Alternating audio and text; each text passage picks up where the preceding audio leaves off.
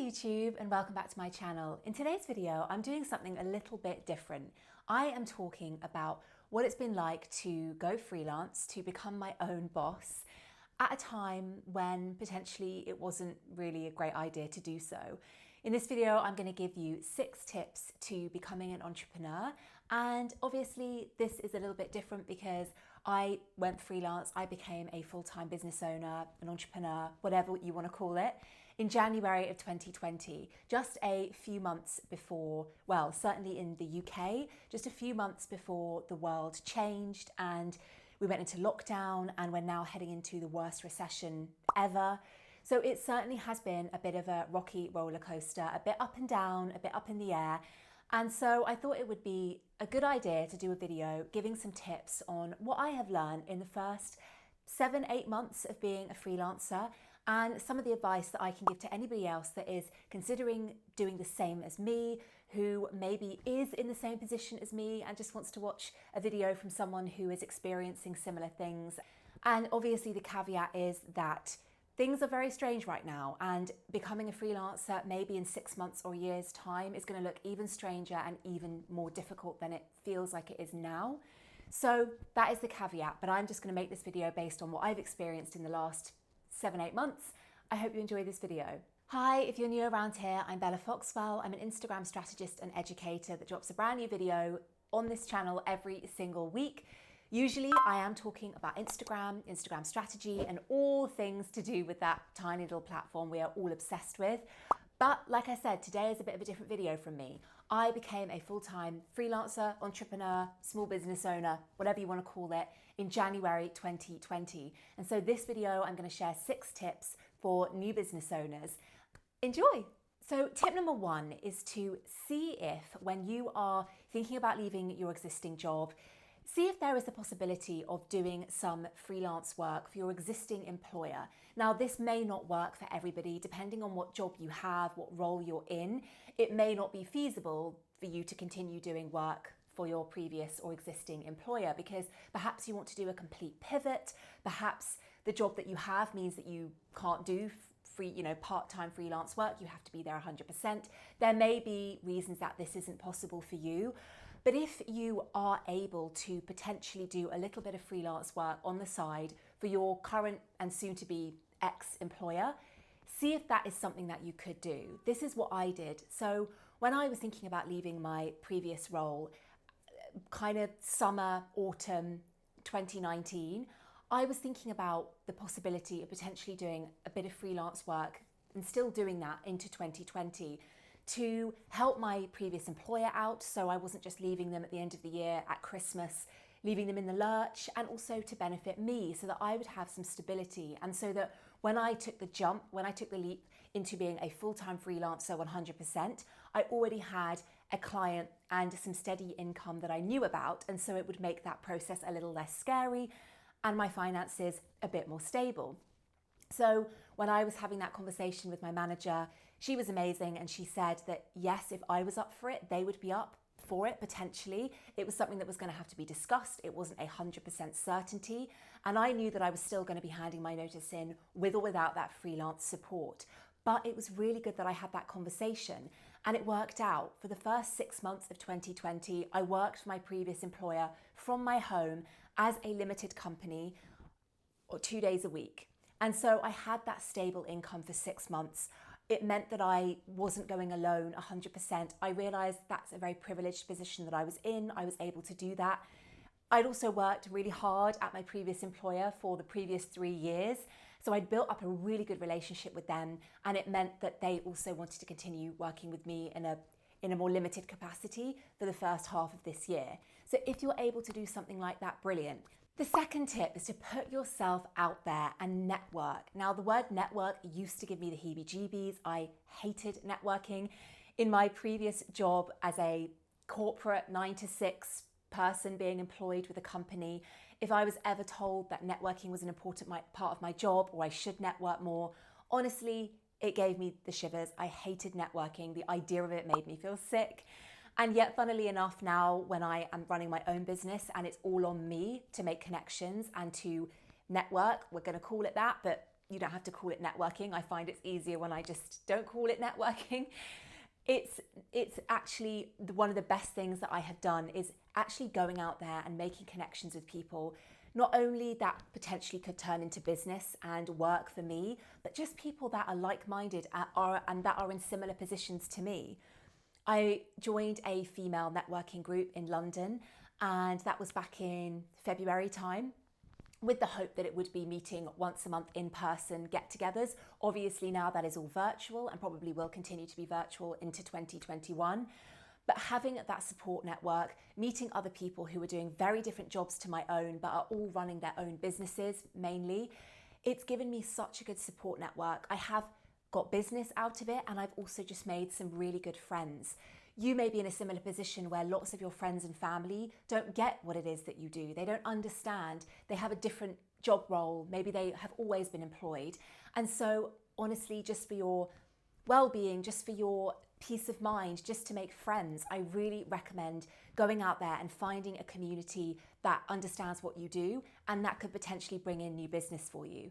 So I just Googled female networking group plus my area where I live in London, and honestly, it came up with so many different results. So it really is that easy. And I'm sure if you Google or you have a look on Eventbrite or other websites like that, you will find that there are loads of communities of like-minded people near you or virtually that you can be a part of and join in on. Now, my third tip is a tip that took me quite a few months to get my head around when I became a full-time freelancer. And it certainly isn't something that is that everybody can do straight out of the gate when you become a freelancer, because money with being a freelancer is so up and down. There are some months when you do way better than you expected to do, and there are some months that you really just scrape by, and it can be very anxiety inducing. So this third tip is one that I myself was really hesitant to follow through on and actually do, but honestly, it's so important as a small business owner. And that is invest in yourself.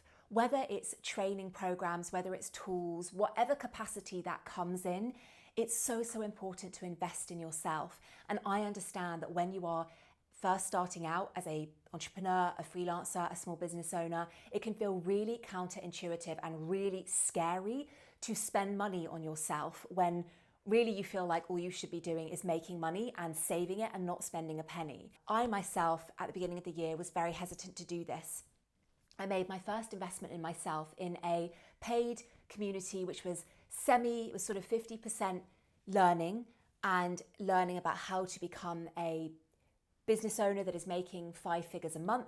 It was part the learning side of it, and it was part a community of women that were actually slightly more advanced in their businesses than I was, but that really helped me because I learned from these women. I learned the mistakes and the things not to do, and I learned what I should be doing to accelerate my growth and to get to where I want to be faster.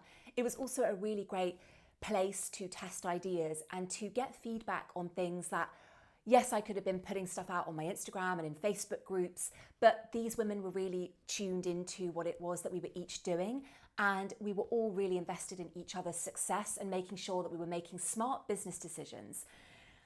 It was scary to invest in this program. It cost me the equivalent of, so I did a payment plan, and the payment plan comes around to about £160 a month, which felt like a huge investment for me at the time when I wasn't making a huge amount of money every month. I was making a good amount of money, but my mindset was very much any money that you make, save it up, store it away, because you never know when there's going to be months where you are struggling. But I realized that if I want to progress, I need to invest in myself, and I need to work with other people who know what they're talking about, who have spent years making the mistakes that I have made, and that can help me avoid that and get to where I want to be so much sooner. So it really was so important. So whether you invest in a community paid for program or some kind of course that is going to really up-level you in a certain area of your business, I really recommend it. Money is not just there to be saved, it's also to be invested in yourself so that you can get better at what it is that you do. Yes, it's scary, but your time is finite and your money isn't finite. And so you can spend, this is what I said to myself, I can spend the next 3 months, 6 months, 12 months, plus trying to figure all of this out by myself, and that's time that I won't get back. Or I can invest money, which is scary, yes, but I can invest money and I can make that money back sooner than I would if I tried to figure everything out by myself and waste time. So I really recommend it. Invest in yourself. It's scary, but it's so worth it. My next tip is kind of just a piece of advice that I learned, which is don't be afraid or don't worry if you don't have much work-life balance. I don't really have much work-life balance. I love what I do and I feel very privileged and very passionate and lucky that I get to call this work every single day. Not YouTube yet, but I get to call Instagram coaching and working with my own clients. I get to call that my work and I feel very lucky that I do get to do that. And what that means is that I'm often working late nights and on weekends, and it really is a fine line, and I have had to learn to really make sure that I do put limits on my time and I'm not working 24/7, because being busy doesn't mean being productive at all. And I really have learnt that. But what I've also learnt is that it's okay if I don't have much of that balance. I love what I do, and you know, when you love what you do, it doesn't feel like work. As long as you do have time for yourself, as long as you are making time for the people that matter in your life, your friends and your family and your closest people to you, as long as you don't forget about them and you don't neglect them, then I figure that it's okay not to have too much work-life balance. Not always, and I am having a holiday soon, the 1st of 2020, obviously just staying here in the UK. But if you don't have much work-life balance, don't beat yourself too much up about it. I think it's quite normal, especially in the first year of being a business owner. My next tip, kind of tied to the work-life balance thing, is get your notepad and pen. Have a notepad and pen. I love a notepad and pen, but have a Google Calendar. For the first few months of 2020, I was still using a notepad and pen, which I love. I'm a very creative person, and I know that lots of other business owners I've met are the same as me, and they love writing things down. They love having a written to-do list. It feels very satisfying, crossing things off. I'm not saying get rid of it forever, but what I found when I had a notepad and pen was that I was just adding things to this notepad and pen, this notepad and paper. This to-do list, which was written down. I was adding to it.